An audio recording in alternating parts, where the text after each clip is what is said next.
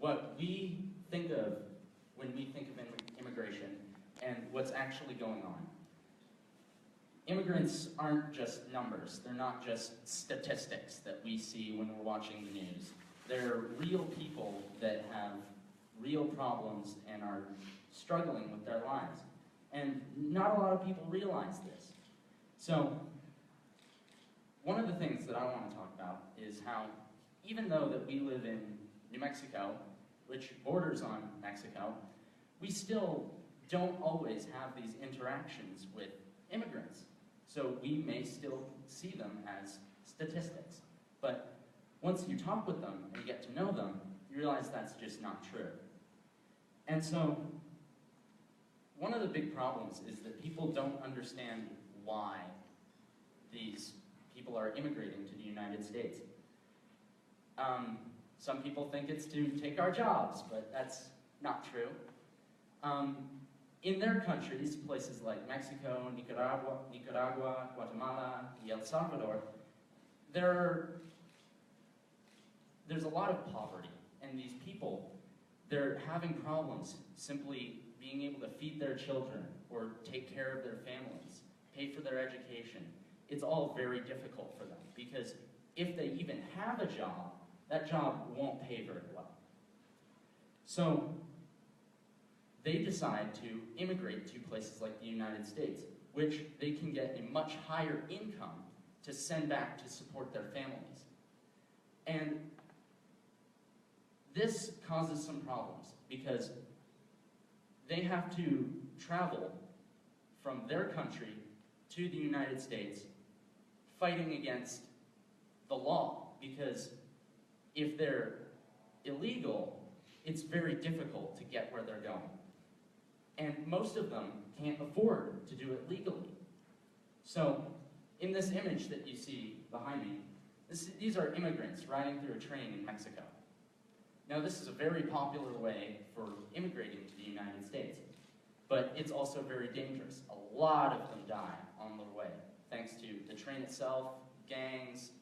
It's very difficult for them. So these families, mostly mothers and fathers, have to deal with this danger, simply trying to support their families.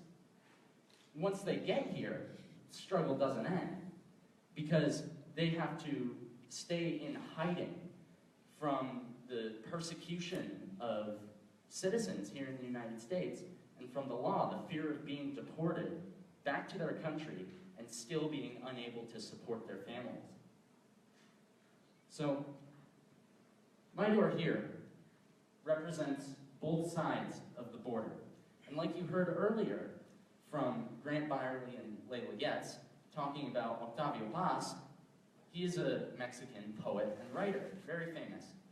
And what he talks about is this mask that Mexican culture puts on to lock up their feelings and be stoic. That is a sign of strength. To lose that is to be weak. And so this top half represents Mexico, the macho, the luchador, the ideal man, wearing the mask, and the barbed wire around his heart represents those feelings that are all locked up, that he will not show to anyone. But on the bottom, this represents the United States. So crossing over, we have a completely different culture. And this allows them to open themselves up, to become more like us, so to speak.